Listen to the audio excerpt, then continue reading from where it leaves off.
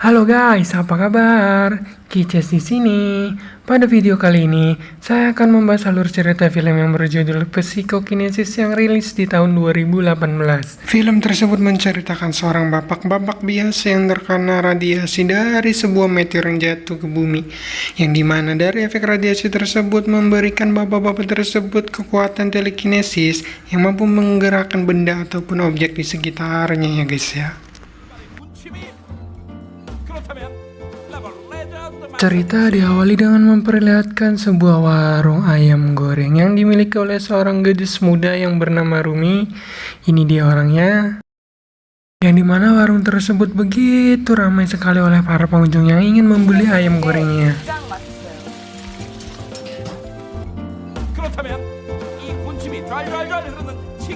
Suatu wawancara untuk acara kuliner di televisi, Rumi dan sang ibu pun menceritakan awal muasal mereka berdua mendirikan warung ayam goreng ini adalah ketika Rumi berusia 10 tahun, sang ayah meninggalkan mereka berdua tanpa sebab yang pasti, di mana hal itulah yang menjadi motivasi utama Rumi dan sang ibu untuk berjuang demi bertahan hidup. 엄마가 아버지께서 갑자기 집을 나가셨어요. 엄마가 고생이 되게 많으셨죠. 청양 고추치킨 대박! Dan inilah Rumi sekarang sedang tertidur di mana beberapa preman di luar tengah mendobrak masuk ke dalam warungnya, yang dimana rupanya para pedagang yang berada di lokasi ini tengah mendapatkan teror akibat penggusuran oleh sebuah perusahaan konstruksi terbesar di Korea yang ingin menjadikan area ini sebagai tempat berwisata bagi turis lokal dan internasional.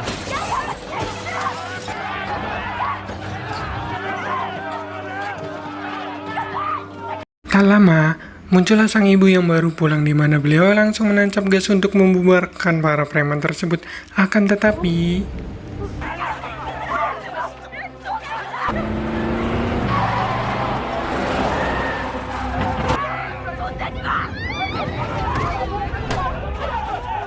sang ibu pun tak sadarkan diri akibat benturan keras di kepala, di mana beliau akhirnya harus tewas ketika sudah berada di rumah sakit, yang pada saat bersamaan muncullah benda angkasa yang jatuh dari langit dan mendarat tepat di atas gunung.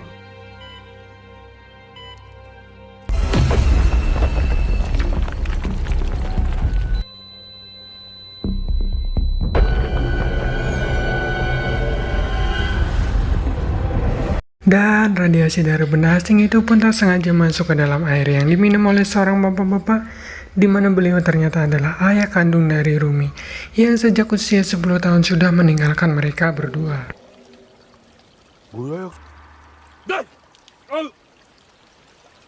Dan inilah psikokinesis.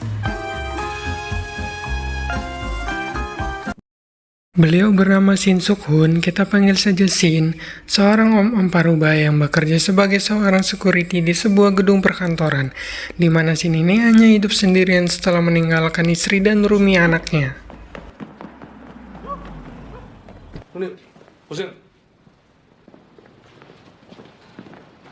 Malamnya, Shin pun minum soju sampai mabuk, yang dimana ketika dirinya sedang menahan sakit perut akibat air yang diminum tadi siang, tiba-tiba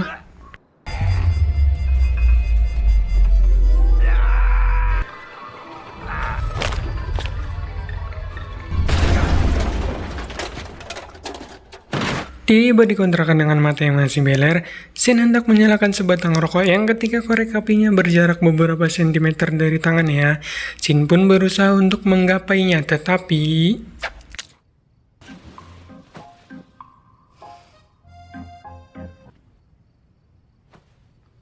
여보세요?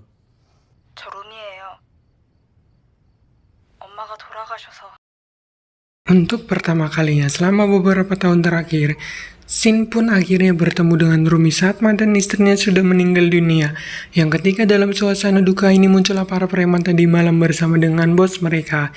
Kita panggil saja si bos preman berdasi, yang datang ke sini untuk mengucapkan bela sungkawa sekaligus memberikan sejumlah uang sebagai permohonan maaf, yang niat tersebut langsung ditolak mentah-mentah oleh Rumi dan semua rekannya.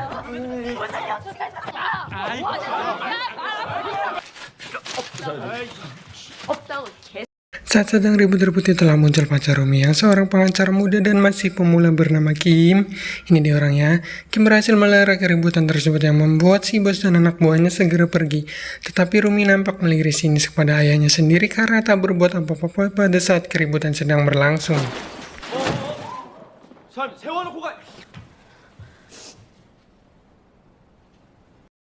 Dalam perjalanan pulang itulah Shin menjadi kepikiran dengan sikap dan tatapan sinis Rumi kepadanya. Yang mana Shin sebenarnya sadar betul jika hal tersebut terjadi akibat ulahnya sendiri yang meninggalkan mereka berdua sejak lama. Tetapi yang Rumi tidak tahu adalah ada alasan kuat kenapa Shin meninggalkan keluarganya, yang alasan tersebut belum sempat Shin jelaskan kepada putrinya sendiri.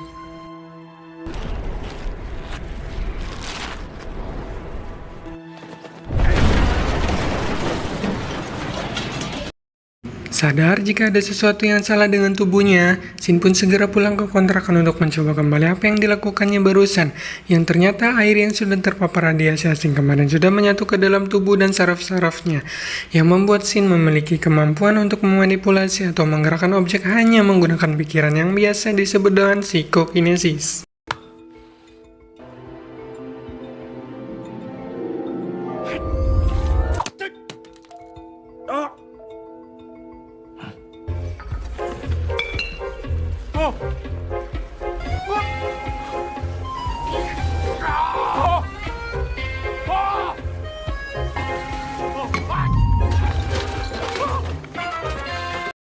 Di tempat kerja, Shin pun bertanya kepada rekannya mengenai penghasilan seorang pesulap. Apakah besar atau tidak? Di mana si rekan menjawab bahwa tentu saja penghasilan seorang pesulap jauh lebih besar dari gaji sebulan seorang satpam. Yang ternyata, Shin berniat untuk meraup cuan sebanyak-banyaknya dengan cara menjadi seorang pesulap. 그 마술사들 돈 많이 버나? 밤무대 그 차력쇼 같은 것만 해도 하룻밤에 몇백은 받는다는데 몇 번 안 하고 1,000만 원 넘게 번다고? 뭐야 갑자기. Sepulangnya bekerja, Shin kembali menghadiri acara tahlilan mendiang mantan istrinya, di mana Rumi masih saja judes dan bersikap sinis kepadanya. Sampai Rumi kembali ke lokasi tempat para pedagang berkumpul yang di situ mereka sedang berdiskusi untuk merencanakan apa yang akan dilakukan selanjutnya agar lokasi ini tetap bisa dipertahankan. 쇠파이프로 사람 막 때리고 그러는데 이대로는 못 물러서지. 다른 철거민들은 그 화염병도 준비하고. Mendengar jika Rumi dan kawan-kawan akan melakukan perlawanan kepada para preman, jelas membuat Shin sebagai ayah menjadi khawatir, sehingga ia segera meminta Rumi untuk ikut pulang bersamanya dan sudahi saja berencana beresiko dan berbahaya ini. 아빠가 좀 이상한 능력이 생겨서. 아 여기서 힘 빼지 말고 어디 가서 먹고 살 궁리를 내. 아니 이게 무슨 이길 수 있는 싸움 같아요? 애들 싸움도 아니고. 먹고 살 궁리를 해, 이 양반아. 이제 쥐어짤 힘도 없어. 그냥 가시라고 했잖아요, 좀. 이따 무슨 일 있으면 연락하고.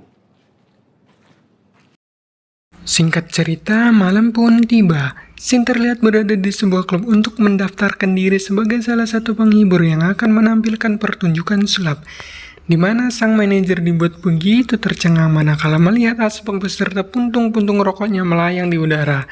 Yang jelas, terkini tidak memakai alat-alat sulap sehingga Shin akhirnya diterima untuk menjadi salah satu penghibur di klub tersebut. 이게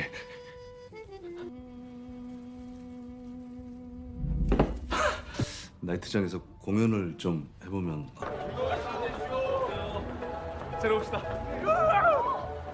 Rumi sendiri pun terlihat bersama Kim untuk berkonsultasi kepada salah satu pengacara senior tentang kasus yang mereka hadapi saat ini, di mana sang senior rupanya tidak bisa membantu banyak dikarenakan perusahaan konstruksi yang sedang mereka lawan merupakan perusahaan besar dan kuat yang sangat kecil kemungkinan mereka bisa menang melawan kekuatan sebesar itu. 가지고는 약할 것 같아.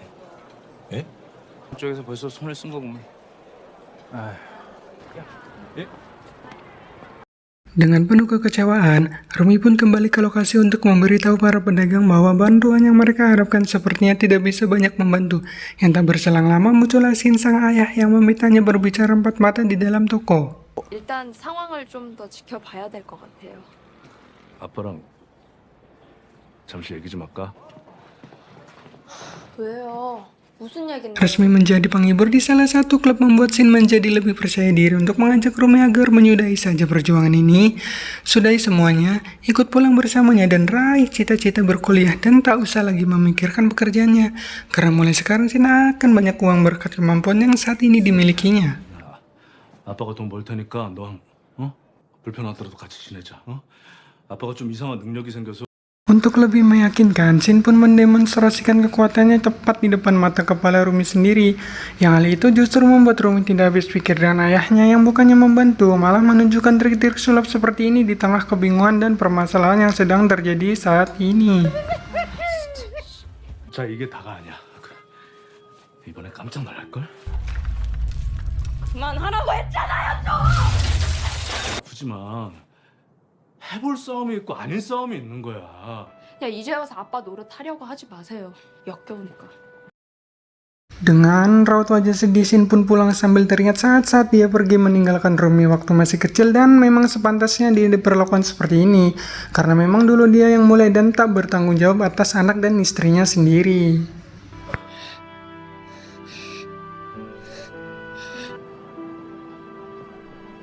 Saat itulah Shin melihat si bos preman bersama bos Sukana menuju ke tempat para pedagang yang karena memiliki firasat buruk, Shin pun memutuskan untuk segera kembali ke sana.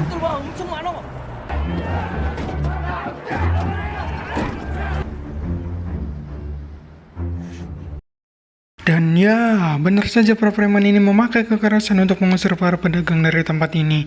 Yang ketika Shin sudah tiba di sana, ia pun menggunakan kekuatannya untuk menumbangkan satu persatu preman, bahkan semuanya sekaligus dalam waktu bersamaan.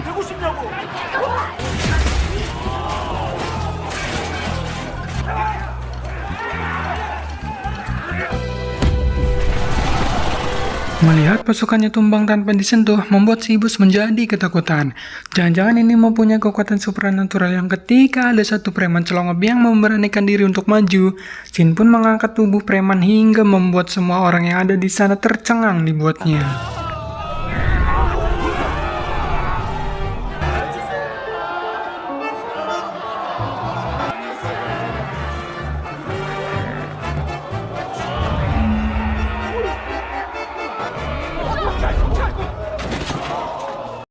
Ya, kedua belah pihak akhirnya dibawa ke kantor polisi yang di hadapan seorang petugas. Rumi dan si bos terus melakukan pembelaan masing-masing yang pada akhirnya kedua belah pihak dipersilahkan untuk pulang karena tidak ditemukan adanya tindakan kekerasan dan melanggar hukum dari keduanya. 봤죠? 이 아저씨가 이렇게 해가지고 어디서 개수작이야? 개수장? 그러니까 쌍방가실로 하고 왜 쌍방가시를 왜 해? 이제 루미 아버지만 있으면은 걱정할 거 없는 거 아니에요? Berkat dukungan dari pedagang, membuat Shin kembali menggunakan kekuatannya untuk membuat benteng dari barang-barang yang ada di sekitar. Yang karena Shin belum melatih dan belum sepenuhnya menguasai potensi kekuatan tersebut, dia harus mengerahkan dan menggoyangkan tubuhnya lebih atraktif hanya untuk mengendalikan benda-benda kecil seperti pada adegan berikut.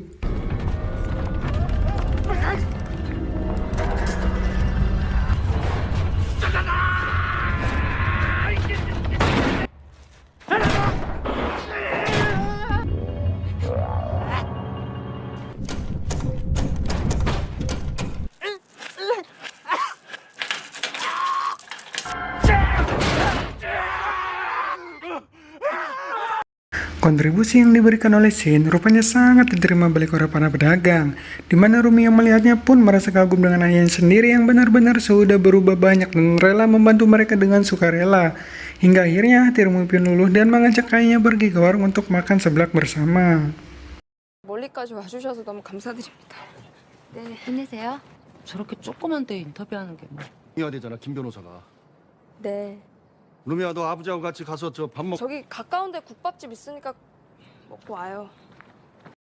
Di situ Shin akhirnya menjelaskan alasan mengapa dia pergi meninggalkan Rumi dan ibunya.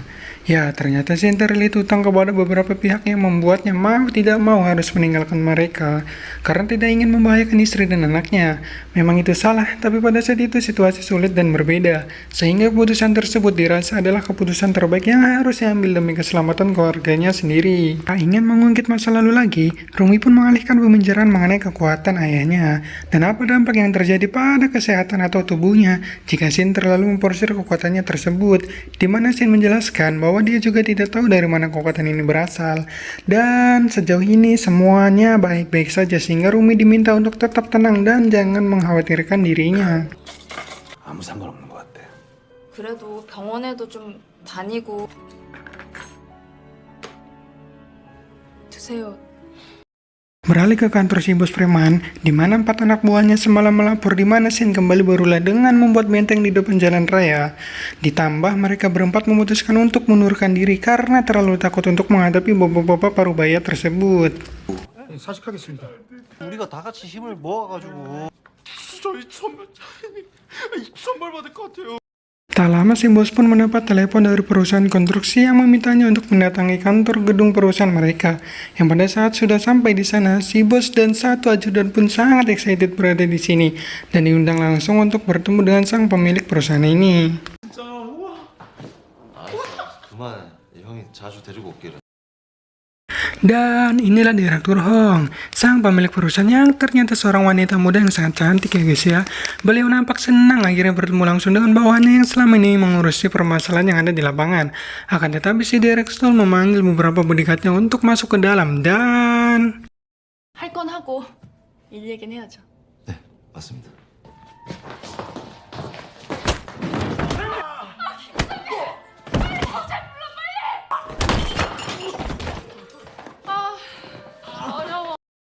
Ya, jangan salah, cantik-cantik begini ternyata sang direktur tipikal wanita yang sangat kejam.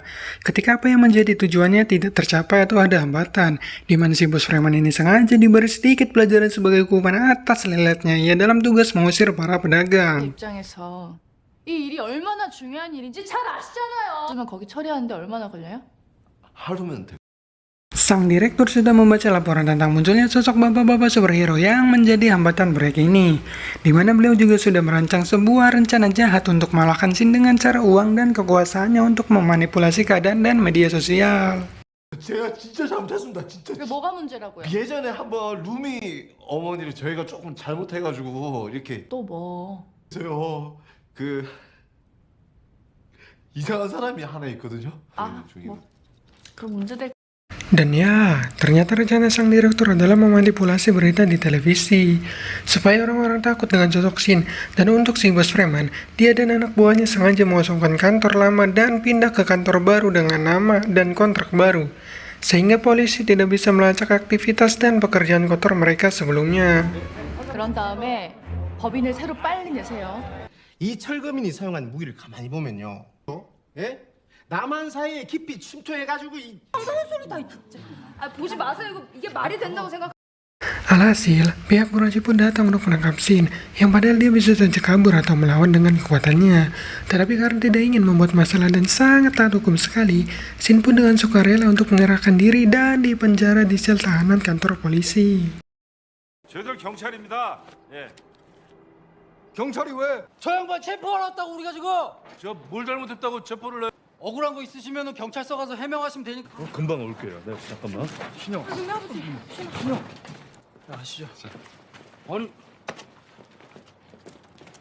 Tak diduga, muncullah sang direktur yang datang untuk menemui Shin, yang mana tujuannya datang ke sini adalah untuk mengintimidasinya supaya tidak berani lagi menggunakan kekuatannya dan mengancam akan membuat putrinya menderita dan ditahan apabila Shin berani kabur dari penjara dan melakukan hal yang tak terduga. 왜 쓸데없는데 그런 재능을 썩 키고 계세요? 당신 딸 아마 오늘 구속될 거예요.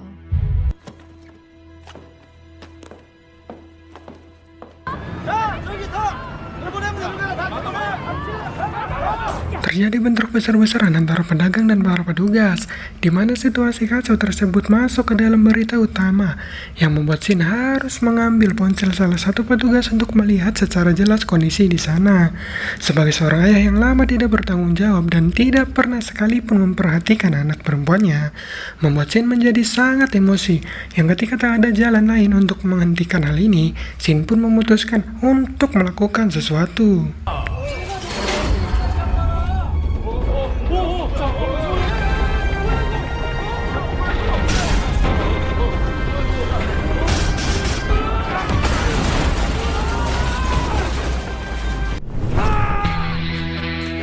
Apa terkejutnya sang direktur dengan kemunculan Shin yang datang menghampiri dirinya, di mana Shin menghancurkan mobil si direktur dan terbang untuk pertama kalinya menuju lokasi kerusuhan tersebut.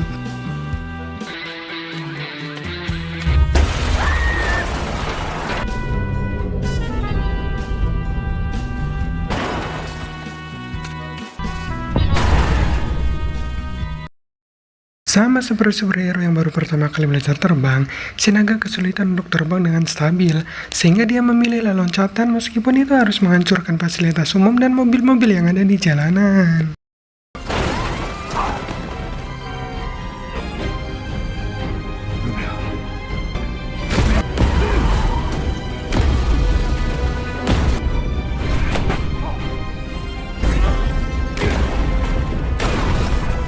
Di lokasi sendiri, terjadi momen menegangkan, di mana satu pedagang harus bergelantungan pada pagar yang hampir copot, di mana para petugas ini seolah tidak peduli dengan keselamatan warga sipil, dan justru malah sibuk mengirim pasukannya untuk menangkap Rumi dan kawan-kawannya yang ada di atap gedung.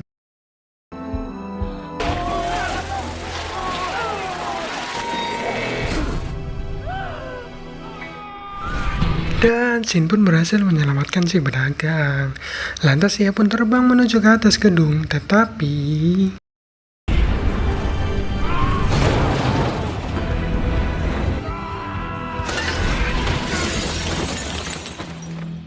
mau tidak mau, Shin harus menghadapi beberapa petugas di lantai bawah, yang meskipun dia dikeroyok rame-rame sampai terkena pukulan berkali-kali, Shin dengan kekuatan supernya pun berhasil menumbangkan mereka semua demi menyelamatkan Rumi anaknya.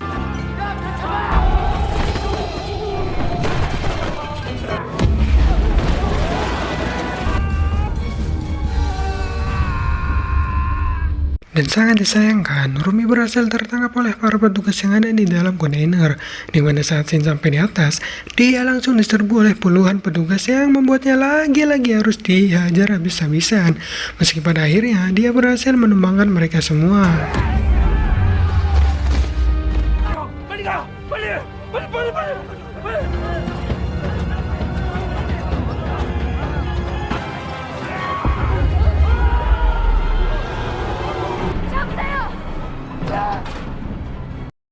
Satu tali kontainer pun putus, sehingga Shin harus menyeimbangkan kontainer tersebut yang ketika dirinya sudah tidak kuat lagi menahannya.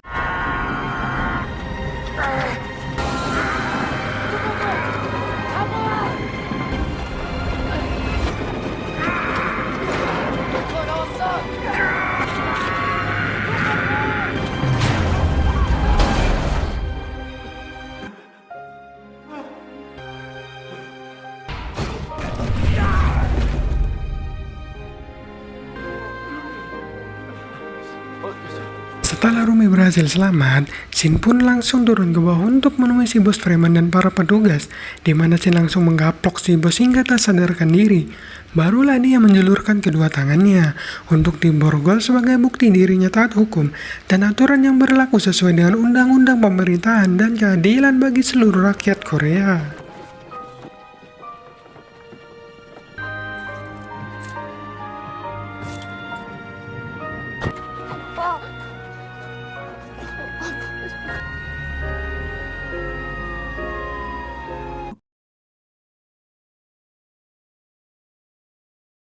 Shin pun akhirnya bebas dari penjara, yang di situ dia dijemput oleh Kim, pacar anaknya, yang ternyata kini mereka sudah resmi menjadi pasangan suami istri dan sudah mendirikan warung ayam goreng baru yang ramai oleh para pengunjung.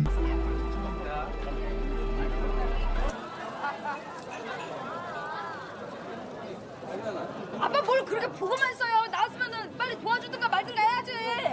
Setelah beberapa tahun lamanya, Shin untuk pertama kali yang mencoba kembali kekuatannya untuk mengangkat beberapa botol bir sekaligus untuk menghibur para pengunjung, yang sampai akhir film pun tidak diceritakan dari mana asal meteor itu berasal dan apa penjelasan dari efek radiasi tersebut bisa membuat seseorang punya kekuatan super seperti si Shin ini.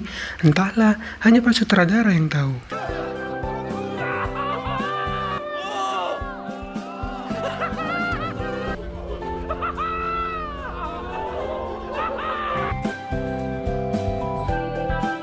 Dan film pun mamat. Oke lah guys, cukup sekian pembahasan alur cerita filmnya. Jangan lupa like, komen, dan subscribe ya. Dan sampai jumpa di pembahasan alur cerita film selanjutnya. Bye-bye.